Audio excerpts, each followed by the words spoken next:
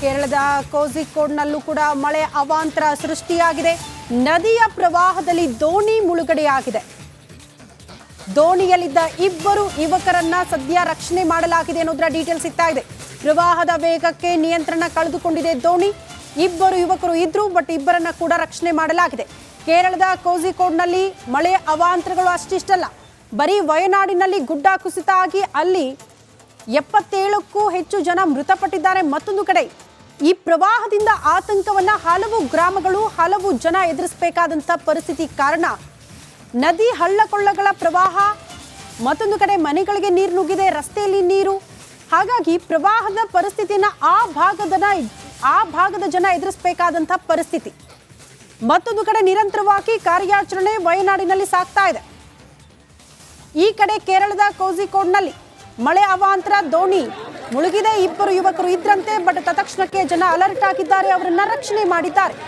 ಪ್ರಾಣಾಪಾಯದಿಂದ ಇಬ್ಬರು ಯುವಕರು ಕೂಡ ರಕ್ಷಣೆಯಾಗಿದ್ದಾರೆ. ನೋಡಿ, ಇದು ಕೇರಳದ ಸದ್ಯದ ಪರಿಸ್ಥಿತಿ. ಎತ್ತ ಕಣ್ಣು ಹಾಯಿಸಿದ್ರು ಕೂಡ ನೀರು ಅನ್ನುವಂಥ ಪರಿಸ್ಥಿತಿ ಕಾಣಿಸ್ತಾ ಇದೆ. ಆ ಭಾಗದ ಜನ, ಸ್ಥಳೀಯರು ಹೇಳೋ ಪ್ರಕಾರ ನಿರಂತರವಾಗಿ 1 ವಾರದಿಂದ ಇದೇ ರೀತಿ ಮಳೆ ಸುರಿತಾ ಇರೋದ್ರಿಂದ ಪ್ರವಾಹದ ಪರಿಸ್ಥಿತಿ ಇದೆ.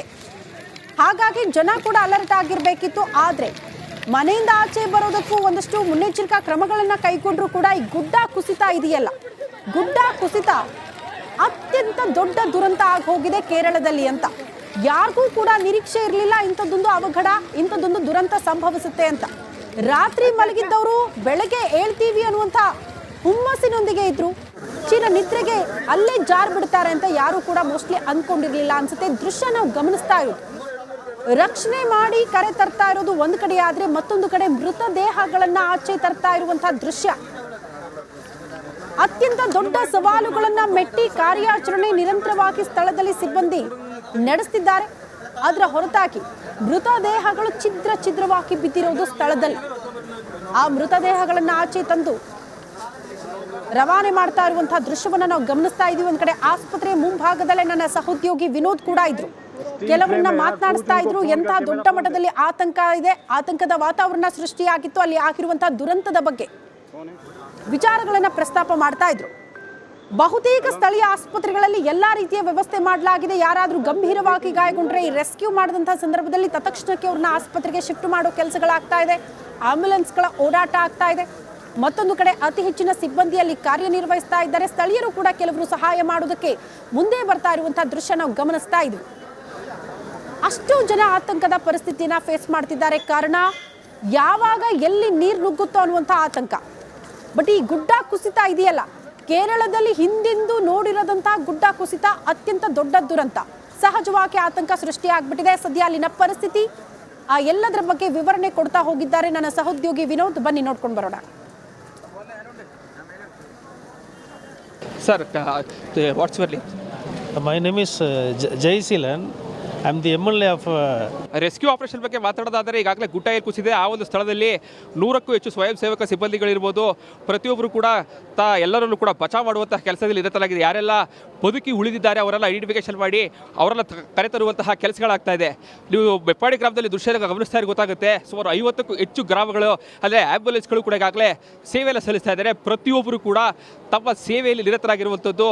ಯಾರು ಕೂಡ ಯಾರ್ಯಾರೆಲ್ಲ ಕಳ್ಕೊಂಡಿದ್ದಾರೆ ಅವರೆಲ್ಲ ಐಡೆಂಟಿಫಿಕೇಶನ್ ಮಾಡುವಂಥ ಕೆಲಸಕ್ಕೆ ಮುಂದಾಗ್ತಾ ಇದ್ದಾರೆ. ಜೊತೆಗೆ ಈಗಾಗಲೇ ಅಧಿಕಾರಿಗಳಿರ್ಬೋದು, ಇಲ್ಲಿನ ಜನಪ್ರತಿನಿಧಿಗಳಿರ್ಬೋದು, ಎಲ್ಲರೂ ಕೂಡ ಬಂದು ತಮ್ಮವರನ್ನ ಕೈಯಲ್ಲಿ ಈಗಾಗಲೇ ರಕ್ಷಣೆ ಮಾಡೋದಿರ್ಬೋದು, ಜೊತೆಗೆ ಯಾವ ರೀತಿಯಾದಂತಹ ರಕ್ಷಣೆ ಮಾಡಬೇಕಾಗುತ್ತೆ ಅದೆಲ್ಲವನ್ನೂ ಕೂಡ ಮಾಡುವಂತಹ ಕೆಲಸಕ್ಕೆ ಮುಂದಾಗ್ತಾ ಇದ್ದಾರೆ.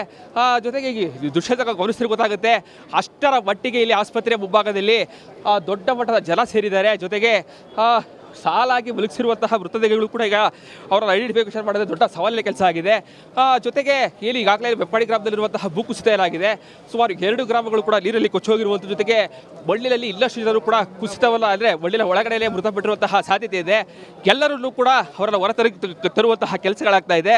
ಜೊತೆಗೆ ಅವರನ್ನು ಅಂದರೆ ಇಲ್ಲಿ ಅಧಿಕಾರಿಗಳಿರ್ಬೋದು, ಪ್ರತಿಯೊಬ್ಬರು ಕೂಡ ಬಂದು ಅವರನ್ನು ಮಾತಾಡಿಸುವಂಥ ಕೆಲಸಕ್ಕೆ ಮುಂದಾಗ್ತಾ ಇರುವಂಥದ್ದು. ಸದ್ಯಕ್ಕೆ ಇಲ್ಲಿ ಅಂದರೆ ಜನಪ್ರತಿನಿಧಿಗಳು ನಮ್ಗೆ ಯಾರು ಅಷ್ಟು ಪರಿಚಯ ಇಲ್ಲದ ಕಾರಣಕ್ಕಾಗಿ ಯಾರೆಲ್ಲ ಮಾತಾಡಿಸ್ಬೇಕು ಅನ್ನೋದು ಈಗ ಐಡೆಂಟಿಫಿಕೇಶನ್ ದೊರಕ ಸ್ವಲ್ಪ ಕಷ್ಟ ಆಗ್ತಾ ಇದೆ. ಒಂದು ಸ್ವಲ್ಪ ಹೊತ್ತಲ್ಲಿ ಅವರನ್ನು ಮಾತನಾಡಿಸಿ ಕಳಿಸುವಂತಹ ಕೆಲಸವನ್ನು ಮಾಡ್ತೀವಿ.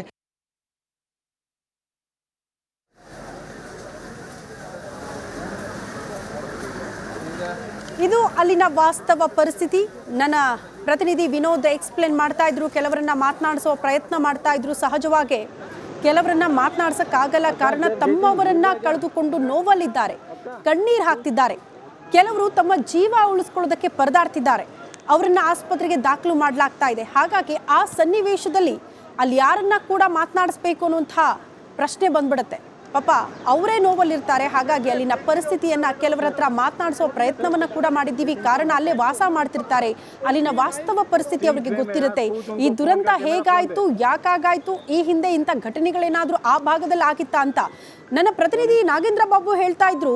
ಈ ವಯನಾಡಲ್ಲಿ ಗುಡ್ಡ ಕುಸಿತ ಆಗಿದೆಯಲ್ಲ, ಆ ಪ್ರದೇಶವನ್ನ ಡೇಂಜರ್ ಝೋನ್ ಅಂತ ಕರಿತಾ ಇದ್ರಂತೆ. ಡೇಂಜರ್ ಝೋನ್ ಅಂತಾನೆ ಘೋಷಣೆ ಮಾಡಿದ್ರು. ಕಾರಣ ಪದೇ ಪದೇ ಪ್ರವಾಹಕ್ಕೆ ಒಳಗಾಗ್ತಾ ಇತ್ತು ಆ ಭಾಗ ಅಂತ. ಪ್ರವಾಹ ಅಂದ್ರೆ ಹೇಗಂದ್ರೆ ಪಕ್ಕದಲ್ಲೊಂದು ನದಿ ಇದೆ. ಆ ನದಿ ನೀರಿನ ಪ್ರಮಾಣ ಹೆಚ್ಚಳ ಆದಾಗೆಲ್ಲ ಗ್ರಾಮಗಳಿಗೆ ನೀರು ನುಗ್ತಾ ಇತ್ತು. ಹಲವರು ಅದು ತಾತ್ಕಾಲಿಕವಾಗಿ ನೀರು ಬಂದು ಹೋಗ್ತಾ ಇತ್ತು. ಹಾಗಾಗಿ ಮತ್ತೆ ಸಹಜ ಸ್ಥಿತಿಗೆ ಮರಳ್ತಾ ಇತ್ತು ಆ ಗ್ರಾಮ ಅಂತ. ಆದ್ರೆ ಈ ಬಾರಿ ಸಹಜ ಸ್ಥಿತಿಗೆ ತಲುಪದಿರುವಂತ ಮಟ್ಟಿಗೆ ಹೋಗ್ಬಿಟ್ಟಿತ್ತು ಅಂತ. ಮೆಪ್ಪಾಡಿ ಗ್ರಾಮದಲ್ಲಿದ್ದೇನೆ, ಗಮನಿಸ್ತಾ ಇರ್ಬೋದು. ಮೆಪ್ಪಾಡಿಯ ಪ್ರಾಥಮಿಕ ಆರೋಗ್ಯ ಚಿಕಿತ್ಸಾ ಕೇಂದ್ರ ಇದೆ. ಆ ಒಂದು ಚಿಕಿತ್ಸಾ ಕೇಂದ್ರದಲ್ಲಿದ್ದೇನೆ. ತಮ್ಮ ಕುಟುಂಬಸ್ಥರೆಲ್ಲ ಕಳ್ಕೊಂಡಂತಹವರು ಕೂಡ ಸಾಕಷ್ಟು ದುಃಖದಲ್ಲಿದ್ದಾರೆ. ಈಗಾಗಲೇ ಈ ಒಂದು ಪ್ರಾಥಮಿಕ ಆರೋಗ್ಯ ಚಿಕಿತ್ಸಾ ಕೇಂದ್ರಕ್ಕೆ ಸುಮಾರು 50ಕ್ಕೂ ಹೆಚ್ಚು ಶವಗಳನ್ನು ಈಗಾಗಲೇ ಹಸ್ತಾಂತರ ಮಾಡಲಾಗಿದೆ. ಮೊಡ್ಲಕಾಯಿ ಸ್ಥಳ ಏನಿದೆ, ಬೆಪ್ಪಾಡಿ ಗ್ರಾಮದಿಂದ ಸುಮಾರು 15 ಕಿಲೋಮೀಟರ್ ದೂರದಲ್ಲಿರುವಂತಹ ಸ್ಥಳ ಏನಿದೆ, ಆ ಒಂದು ಸ್ಥಳದಲ್ಲಿ ರಾತ್ರಿ ಸುರಿದಂತಹ ಭಾರಿ ಮಳೆಗೆ ಇಡೀ ಗ್ರಾಮಕ್ಕೆ ನೀರಿನಿಂದ ಅಂದರೆ ಭೂಕುಸಿತ ಉಂಟಾಗಿ ಸಾಕಷ್ಟು ಅವಘಡಗಳು ಕೂಡ ಸಂಭವಿಸಿರುವಂಥದ್ದು. ಈಗಾಗಲೇ ಪ್ರಾಥಮಿಕ ಆರೋಗ್ಯ ಚಿಕಿತ್ಸಾ ಕೇಂದ್ರದಲ್ಲಿ ತಮ್ಮವರನ್ನು ಕಳೆದುಕೊಂಡಂಥವರು ಕೂಡ ಸಾಕಷ್ಟು ದುಃಖದಲ್ಲಿದ್ದಾರೆ. ಸುಮಾರು 50ಕ್ಕೂ ಹೆಚ್ಚು ಮೃತದೇಹಗಳು ಕೂಡ ಈಗಾಗಲೇ ಆಸ್ಪತ್ರೆಗೆ ಶಿಫ್ಟ್ ಮಾಡಲಾಗಿದೆ. ಅದರಲ್ಲಿ 30ಕ್ಕೂ ಹೆಚ್ಚು ಜನರನ್ನ ಗುರುತು ಮಾಡಲಾಗಿದೆ. ಇಲ್ಲಿ ಉಳಿದಂತಹ 15 ಜನರನ್ನ ಗುರುತು ಮಾಡೋದಕ್ಕೆ ಈಗಾಗಲೇ ಸಂಬಂಧಿಕರು ಕೂಡ ಎಲ್ಲರೂ ಕೂಡ ಸ್ಥಳಕ್ಕೆ ಬಂದು ತಮ್ಮವರನ್ನ ಕಳೆದುಕೊಂಡಂತಹ ದುಃಖವನ್ನು ನೋಡ್ತಾ ಇರ್ಬೋದು. ಎಲ್ಲರೂ ಕೂಡ ಕಣ್ಣೀರನ್ನು ಸುರಿಸ್ತಾ ಇದ್ದಾರೆ. ರಾತ್ರಿ ಏಕಾಏಕಿ ಸುರಿದಂತಹ ಈ ಒಂದು ಮಳೆಗೆ ಸಾಕಷ್ಟು ದೊಡ್ಡ ಮಟ್ಟದ ಅನಾಹುತ ಆಗಿದೆ. ಹೀಗಾಗಿ ವರಳರಿಗೆ ಇಡೀ ಶಾಪವನ್ನು ಹಾಕ್ತಾ ಇದ್ದಾರೆ. ಇಡೀ ಬೆಪ್ಪಾಡಿ ಗ್ರಾಮ ಏನಿದೆ, ಬೆಪ್ಪಾಡಿಯಲ್ಲಿ ಅಕ್ಷರಶಃ ದುಃಖ ತುಂಬಿರುವಂಥದ್ದು. ಎಲ್ಲರೂ ಕೂಡ ಶೋಕದಲ್ಲಿ ಮುಳುಗಿದ್ದಾರೆ. ತಮ್ಮವರನ್ನು ನಿನ್ನೆ ಇದ್ದಂತಹ ತಮ್ಮವರೆಲ್ಲರೂ ಕೂಡ ಇವತ್ತು ಇಲ್ಲ ಅನ್ನುವಂತಹ ನೋವು ಎಲ್ಲರೂ ಕೂಡ ಕಾಡ್ತಾ ಇದೆ. ಸೊ ಹೀಗಾಗಿ ಪ್ರತಿಯೊಬ್ಬರು ಕೂಡ ಈಗಾಗಲೇ ಈ ಒಂದು ಸ್ಥಳದಲ್ಲಿ ಅವರನ್ನು ಆಸ್ಪತ್ರೆಯಲ್ಲಿ ಕರೆದುಕೊಂಡು ಬರುವಂತಹ ಪ್ರತಿಯೊಬ್ಬರಲ್ಲೂ ಕೂಡ ಚಿಕಿತ್ಸೆ ಕೊಡಿಸೋದಿರ್ಬೋದು, ಜೊತೆಗೆ ಮೃತದೇಹಗಳಿರ್ಬೋದು, ಪ್ರತಿಯೊಂದನ್ನು ಕೂಡ ಇಲ್ಲಿನ ಸಿಬ್ಬಂದಿಗಳಿರ್ಬೋದು, ಸ್ವಯಂ ಸೇವಕರಿರ್ಬೋದು, ಆರೋಗ್ಯ ಇಲಾಖೆ ಅಧಿಕಾರಿಗಳು, ಪೊಲೀಸ್ ಅಧಿಕಾರಿಗಳು ಎಲ್ಲರೂ ಕೂಡ ಯುದ್ಧ ಸಲ್ಲದ ರೀತಿಯಲ್ಲಿ ಕೆಲಸವನ್ನು ಮಾಡ್ತಾ ಇದ್ದಾರೆ. ಈಗಾಗಲೇ ಸ್ಥಳೀಯರು ಕೂಡ ಸಾಕಷ್ಟು ಮಾಹಿತಿಗಳನ್ನ ಕೊಡ್ತಾ ಇದ್ರು. ಮಾಹಿತಿಯ ಪ್ರಕಾರವಾಗಿಯೇ ಇಲ್ಲೂ ಕೂಡ 30ಕ್ಕೂ ಹೆಚ್ಚು ಜನರು ಕೂಡ ಸ್ಥಳದಲ್ಲಿದ್ದಾರೆ. ಅವರನ್ನ ಕರೆತರುವಂತಹ ಕೆಲಸಕ್ಕೆ ಪೊಲೀಸರು ಇನ್ನಷ್ಟು ಕೆಲಸಗಳನ್ನ ಮಾಡುವಂತಹ ಪ್ರಯತ್ನದಲ್ಲಿರುವಂತಹ ಮಾತುಗಳನ್ನು ಹೇಳ್ತಾ ಇದ್ದಾರೆ. ಕ್ಯಾಮರಾ ಪರ್ಸನ್ ಸಚಿವ ಜೊತೆಗೆ ವಿನೋದ್ ಪಡವರಳ್ಳಿ, ರಿಪಬ್ಲಿಕ್ ಕನ್ನಡ, ಮೈಸೂರು.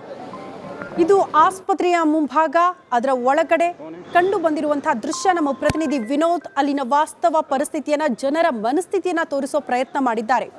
ಜನರ ಮನಸ್ಥಿತಿ ಹೇಗಿದೆ ಅಂದ್ರೆ, ನಮ್ಮವರೂ ಕೂಡ ಅಲ್ಲಿದ್ರು, ನಮ್ಮವರೂ ಕೂಡ ಕಾಣೆಯಾಗಿದ್ದಾರೆ, ಎಲ್ಲಿದ್ದಾರೆ ಅಂತ ಹುಡುಕಾಟ. ಮತ್ತೊಂದು ಕಡೆ ದೃಶ್ಯ ನೋಡ್ತಾ ಇರೋದು NDRF ತಂಡ ಸ್ಥಳದಲ್ಲಿ ಬೀಡು ಬಿಟ್ಟಿದ್ದು ಕಾರ್ಯಾಚರಣೆ ನಿರಂತರವಾಗಿ ಸಾಗ್ತಾ ಇರುವಂತಹ ವಯನಾಡು ಪ್ರದೇಶ. ಈ ಗುಡ್ಡ ಕುಸಿತ ಆಗಿರುವ ಪ್ರದೇಶದಲ್ಲಿ ನಿರಂತರವಾಗಿ ಕಾರ್ಯಾಚರಣೆ ಆಗ್ತಾ ಇದೆ. ಸದ್ಯ ಅಲ್ಲಿನ ವಾಸ್ತವ ಪರಿಸ್ಥಿತಿ ಹೇಗಿದೆ ಅಂತ ನಿಮ್ಮ ಮುಂದೆ ಇಡುವ ಪ್ರಯತ್ನವನ್ನ ಮಾಡ್ತಾ ಇದ್ದೀವಿ. ಈಗ 8 ದೃಶ್ಯಗಳನ್ನ ನಿಮ್ಮ ಮುಂದೆ ಇಡುವ ಪ್ರಯತ್ನ ಮಾಡ್ತಾ ಇದ್ದೀವಿ. ಕೇರಳದ ವಯನಾಡಿನ ಸದ್ಯದ ಪರಿಸ್ಥಿತಿ, ಕಾರ್ಯಾಚರಣೆಯ ದೃಶ್ಯ, ಮತ್ತೊಂದು ಕಡೆ ಮೃತದೇಹಗಳನ್ನ ಹೊರತೆಗಿತಾ ಇರುವಂತಹ ದೃಶ್ಯ, ಮತ್ತೊಬ್ಬರು ಅಲ್ಲಿ ಸಿಲುಕಾಕಿಕೊಂಡು ಪ್ರಾಣ ಉಳಿಸ್ಕೊಳ್ಳೋದಕ್ಕೆ ಪರದಾಡ್ತಾ ಇರುವಂತಹ ದೃಶ್ಯ. ಕೈ ಬೀಸಿ ಕರೀತಾರೆ, ದಯವಿಟ್ಟು ನನ್ನನ್ನ ಯಾರಾದ್ರೂ ಕಾಪಾಡಿ ಅಂತ. ಎಂಥವರ ಕಣ್ಣಂಚುಗಳು ಒದ್ದೆ ಆಗುತ್ತೆ. ನಾನು ಪದೇ ಪದೇ ಹೇಳ್ತಾ ಇದ್ದೀನಿ, ಅಲ್ಲಿಗೆ ಹೋಗಿ ಆ ಪ್ರಾಣವನ್ನ ಉಳಿಸ್ಕೊಳ್ಳೋದಕ್ಕೆ ಅಥವಾ ಪ್ರಾಣವನ್ನ ಉಳಿಸೋದಕ್ಕೆ ಸಿಬ್ಬಂದಿ ಹರಸಾಹಸ ಪಡಬೇಕಾದಂತಹ ಪರಿಸ್ಥಿತಿ. ಕಾರಣ ಕೆಸರು ಗದ್ದೆ, ಲಿಟ್ರಲಿ ಕೆಸರು ಗದ್ದೆ. ಅಲ್ಲಿ ಕಾಲಿಟ್ರೆ ಅಲ್ಲಿ ಮುಂದೆ ಸಾಕಿ ಆತನನ್ನ ಎಳೆದು ಕರೆತರೋದು ಇದೆಯಲ್ಲ, ಅದು ಅತ್ಯಂತ ದೊಡ್ಡ ಸವಾಲಿನ ಕೆಲಸ. ಹಾಗಾಗಿ ಕೆಲ ಅಡೆತಡೆಗಳು ಕೂಡ ಕಾರ್ಯಾಚರಣೆಯ ಸಂದರ್ಭದಲ್ಲಿ ಆಗ್ತಾ ಇದೆ ಅಂತ. ಮತ್ತೊಂದು ಕಡೆ ಭೂಕುಸಿತದಲ್ಲಿ ಅಂದ್ರೆ ಈ ಗುಡ್ಡ ಕುಸಿತದ ಪ್ರದೇಶದಲ್ಲಿ ಹಲವಾರು ಕಡೆ ನೀರು ನುಗ್ಗಿದೆಯಲ್ಲ, ಅಲ್ಲಿ ಸಿಲುಕಾಕಿಕೊಂಡಿದ್ದಂತ ಜನರನ್ನ ಬೋಟ್ಗಳ ಮೂಲಕ ರಕ್ಷಣೆ ಮಾಡಿ ಹೊರತರ್ತಾ ಇರುವಂತಹ ದೃಶ್ಯ. ಮತ್ತೊಂದು ದೃಶ್ಯ ನಾವು ಗಮನಿಸ್ತಾ ಇದ್ದೀವಿ, ಕೊಚ್ಚಿ ಹೋಗಿದೆ ಈ ಪ್ರವಾಹದಲ್ಲಿ ಕಾರು. ಆ ಕಾರು ಪತ್ತೆಯಾಗಲ್ಲ, ನಜ್ಜುಗುಜ್ಜಾಗಿರುವಂತಹ ದೃಶ್ಯ. NDRF ನಿರಂತರವಾಗಿ ಸ್ಥಳದಲ್ಲಿ ಕಾರ್ಯಾಚರಣೆ ಮಾಡ್ತಾ ಇರುವಂತಹ ದೃಶ್ಯ. ಮತ್ತೊಬ್ಬಾತ ಅಲ್ಲಿ ಸಿಲುಕಾಕಿಕೊಂಡಿದ್ದು, ಆತ ಜೀವ ಉಳಿಸ್ಕೊಳ್ಳೋದಕ್ಕೆ ಕೈ ಬೀಸಿ ಕರಿತಾ ಇರುವಂತಹ ನೋವಿನ ದೃಶ್ಯಗಳು. ಮತ್ತೊಂದು ಕಡೆ ಮೃತದೇಹಗಳನ್ನ ಆಚೆ ತರ್ತಾ ಇರುವಂತಹ ದೃಶ್ಯ ಈಗ ನಾವು ನೋಡ್ತಾ ಇದ್ದೀವಲ್ಲ. ಆಂಬ್ಯುಲೆನ್ಸ್ ಮೂಲಕ ಆಸ್ಪತ್ರೆಗಳಿಗೆ ಮೃತದೇಹಗಳನ್ನ, ಮತ್ತೊಂದು ಕಡೆ ಗಾಯಾಳುಗಳನ್ನ ಶಿಫ್ಟ್ ಮಾಡ್ತಾ ಇರುವಂತಹ ದೃಶ್ಯವನ್ನ ನಾವು ಗಮನಿಸ್ತಾ ಇದ್ದೀವಿ. ಮತ್ತೊಂದು ಕಡೆ ಎರಡನೇ ದೃಶ್ಯ, ವಯನಾಡಿನ ಗುಡ್ಡ ಕುಸಿತದ ಪ್ರದೇಶದಲ್ಲಿ ಕಾರ್ಯಾಚರಣೆ ಆಗ್ತಾ ಇರುವಂತಹ ದೃಶ್ಯ. ರಾತ್ರಿ ಆಗ್ತಾ ಇದ್ದಂತೆ ಕಾರ್ಯಾಚರಣೆಗೆ ಅಡೆತಡೆಗಳಾಗುವಂತಹ ಆತಂಕ. ಬಟ್ ನಮ್ಮ ಪ್ರತಿನಿಧಿ ವಿನೋದ್ ಹೇಳೋ ಪ್ರಕಾರ, ಅಲ್ಲಿನ ಸ್ಥಳೀಯರಿಂದ ಮಾಹಿತಿ ಕಲೆ ಹಾಕಿರೋ ಪ್ರಕಾರ, ಹೆಲಿಕಾಪ್ಟರ್ ಬಂದಂತ ಸಂದರ್ಭದಲ್ಲಿ ಕಾರ್ಯಾಚರಣೆಗೆ ಅಡೆತಡೆ ಆಗಲ್ಲ, ಬದಲಾಗಿ ಸರಾಗವಾಗಿ ಆ ಕಾರ್ಯಾಚರಣೆ ಸಾಗಬಹುದು ಅನ್ನುವಂತ ಆಶಾ ಭಾವನೆ ಅದೇ ರೀತಿ ಆಗಬೇಕು. ರಾತ್ರಿ ಒಳಗಡೆ ಅಲ್ಲಿ ಸಿಲುಕಾಕಿಕೊಂಡಿದ್ದವರು ಜೀವ ಉಳಿಸ್ಕೊಂಡು ಆಚೆ ಬರಲಿ ಅನ್ನೋದಷ್ಟೇ ಆಶಯ. ಹಾಗಾಗಿ ಆ ನಿಟ್ಟಿನಲ್ಲಿ ನಿರಂತರವಾಗಿ ಕಾರ್ಯಾಚರಣೆ ಸಾಗ್ತಾ ಇದೆ. ಆರ್ಮಿ ಕೂಡ ಕೆಲವೇ ಕ್ಷಣಗಳಲ್ಲಿ, ಆರ್ಮಿಯ ಒಂದು ತಂಡ ಕೆಲವೇ ಕ್ಷಣಗಳಲ್ಲಿ ಸ್ಪಾಟ್ಗೆ ತಲುಪಲಿದ್ದು ಕಾರ್ಯಾಚರಣೆಗೆ ಮತ್ತಷ್ಟು ಬಲ ಬಂದಂತಾಗುತ್ತೆ. ಕಾರ್ಯಾಚರಣೆ ತ್ವರಿತ ಗತಿಯಲ್ಲಿ ಸಾಗುವಂತ ಆಶಾಭಾವನೆ. ಮತ್ತೊಂದು ಕಡೆ ಆಸ್ಪತ್ರೆಯ ಕರುಣಾಜನಕ ಕಥೆಗಳು, ಆ ದೃಶ್ಯಗಳು ನಾವು ಗಮನಿಸ್ತಾ ಇದ್ದೀವಿ. ನಾನು ಆಗ್ಲೇ ಹೇಳ್ತಾ ಇದ್ದೆ, ಕೆಲವರು ಓಡೋಡಿ ಬಂದಿದ್ದು ಆಸ್ಪತ್ರೆಗೆ, ನಮ್ಮವರು ಇದ್ರು, ನಮ್ಮವರು ಕಾಣೆಯಾಗಿದ್ದಾರೆ, ಅವರ ಪರಿಸ್ಥಿತಿ ಹೇಗಿದೆ ಗೊತ್ತಿಲ್ಲ, ನಮಗೆ ನೋಡೋದಕ್ಕೆ ಬಂದಿದ್ದೀವಿ ಅಂತ ಕಣ್ಣೀರ್ ಹಾಕ್ತಾ ಆಸ್ಪತ್ರೆಗೆ ಓಡಿ ಬಂದಿರುವಂತಹ ದೃಶ್ಯಗಳು. ಮತ್ತೊಂದು ಕಡೆ ಮೃತದೇಹಗಳನ್ನ ನಿಮಗೆ ತೋರಿಸೋದಕ್ಕೂ ಸಾಧ್ಯ ಇಲ್ಲ, ಆ ರೀತಿಯಲ್ಲಿ ಛಿದ್ರವಾಗಿ ಬಿದ್ದಿದೆ. ಆ ಮೃತದೇಹಗಳನ್ನ ಗಮನಿಸಿಬಿಟ್ರೆ ಈ ಗುಡ್ಡ ಕುಸಿತದ ಪರಿಸ್ಥಿತಿ, ಆ ಭೀಕರತೆ ಎಷ್ಟರ ಮಟ್ಟಿಗಿತ್ತು ಅನ್ನೋದನ್ನ ನಾವು ಅರ್ಥ ಮಾಡ್ಕೊಳ್ಬಹುದು ಅಂತ ಅನ್ಸುತ್ತೆ. ಈಗ ರಿಪಬ್ಲಿಕ್ ಕನ್ನಡ ಸ್ಕ್ರೀನ್ ಮೇಲೆ ನಾವೇನು ಗಮನಿಸ್ತಾ ಇದ್ದೀವಿ, 8 ದೃಶ್ಯಗಳನ್ನ ನಿಮ್ಮ ಮುಂದೆ ಇಡುವ ಪ್ರಯತ್ನವನ್ನ ಕೂಡ ಮಾಡ್ತಾ ಇದ್ದೀವಿ. ಕೇರಳದ ವಯನಾಡಿನಲ್ಲಿ ಸದ್ಯದ ಪರಿಸ್ಥಿತಿ ಹೇಗಿದೆ ಅಂತ ಒಂದು ದೃಶ್ಯ ನಾವು ಗಮನಿಸೋದು. ಪ್ರವಾಹದಲ್ಲಿ ಸಿಲುಕಾಕಿಕೊಂಡಿದ್ದಾರೆ ಜನ, ಕೈ ಬೀಸಿ ನಮ್ಮನ್ನ ರಕ್ಷಣೆ ಮಾಡಿ ಅಂತ ಕೂಗ್ತಾ ಇದ್ದಂತಹ ಸಂದರ್ಭದಲ್ಲಿ ಅಲ್ಲಿ ಸಿಬ್ಬಂದಿ ಹೋಗಿ ನೋಡಿ, ಅಲ್ಲಿ ಗುಡ್ಡ ಏರಿ ಆ ಪ್ರವಾಹದಲ್ಲಿ ನಿಂತ್ಕೊಂಡು ಅವ್ರನ್ನ ರಕ್ಷಣೆ ಮಾಡಿ ಆಚೆ ಕರ್ಕೊಂಡು ಬರ್ತಾ ಇರುವಂತಹ ದೃಶ್ಯ. ಊರಿಗೆ ಊರೇ ಜಲಾವೃತ ಆಗಿರುವ ದೃಶ್ಯ ನಾವು ಸೆಕೆಂಡ್ ಒನ್ ಗಮನಿಸಬಹುದು. ಕಾರಣ ಅಲ್ಲೊಂದು ಗ್ರಾಮ ಇತ್ತು, ಆ ಗ್ರಾಮದಲ್ಲಿ ಜನ ವಾಸ ಮಾಡ್ತಾ ಇದ್ರು, ಅಲ್ಲೂ ಕೂಡ ಶಾಲೆ ಇತ್ತು, ಮನೆ ಇತ್ತು, ಜನ ವಾಸ ಮಾಡ್ತಿದ್ರು ಅಂದ್ರೆ ನೀವು ನಂಬೋದಕ್ಕೆ ಸಾಧ್ಯ ಇಲ್ಲ, ಅಷ್ಟರ ಮಟ್ಟಿಗೆ ನೀರು ತುಂಬಿಕೊಂಡಿದೆ. ಊರಿಗೆ ಊರೇ ಜಲಾವೃತ ಆಗಿರುವ ದೃಶ್ಯ. ಮತ್ತೊಂದು ಕಡೆ ನೋಡಿ, ಮಹಿಳೆಯರನ್ನ ರಕ್ಷಣೆ ಮಾಡಿಕೊಂಡು ಕರ್ಕೊಂಡು ಬರ್ತಾ ಇರುವಂತಹ ದೃಶ್ಯ. ಇಲ್ಲಿ ಮಹಿಳೆಯರಲ್ಲ, ಪುಟ್ಟ ಪುಟ್ಟ ಮಕ್ಕಳು ಕೂಡ ಸಿಲುಕಾಕಿಕೊಂಡಿದ್ರು.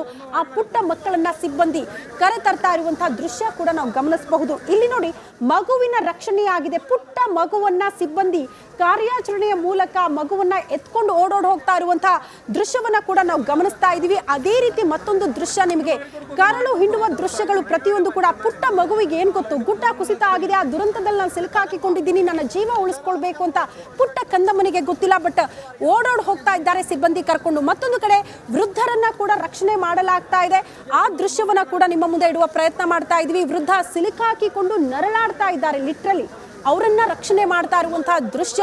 NDRF ಸಿಬ್ಬಂದಿ ನಿರಂತರವಾಗಿ ಕಾರ್ಯಾಚರಣೆ ಮಾಡ್ತಾ ಇರೋದು ಸ್ಪಾಟ್ ಅಲ್ಲಿ, ಕೆಸರು ಗದ್ದೆಯಲ್ಲಿ. ನೋಡಿ, ನೀವಿಲ್ಲಿ ಸೂಕ್ಷ್ಮವಾಗಿ ಗಮನಿಸಬಹುದು, ಸಿಬ್ಬಂದಿಯ ಕಾಲು ಕೂಡ ಸಿಲುಕಾಕಿಕೊಳ್ಳುತ್ತೆ. ಏನೇ ಮುನ್ನೆಚ್ಚರಿಕಾ ಕ್ರಮಗಳನ್ನ ಕೈಗೊಂಡ್ರು ಕೂಡ ಓಡೋಡ್ ಹೋಗಿ ಅವ್ರನ್ನ ಕರ್ಕೊಂಡು ಬರ್ತೀವಪ್ಪ, ಎತ್ಕೊಂಡು ಬರ್ತೀವಿ ಅಂದ್ರೆ ಸಾಧ್ಯ ಆಗಲ್ಲ. ಕಾರಣ ಕೆಸರು ಗದ್ದೆ, ಕಾಲ್ ಸಿಲುಕಾಕಿಕೊಂಡ್ರೆ ವಾಪಸ್ ಎತ್ತೋದು ಕೂಡ ಕಷ್ಟ ಅಂತಹ ಪರಿಸ್ಥಿತಿ.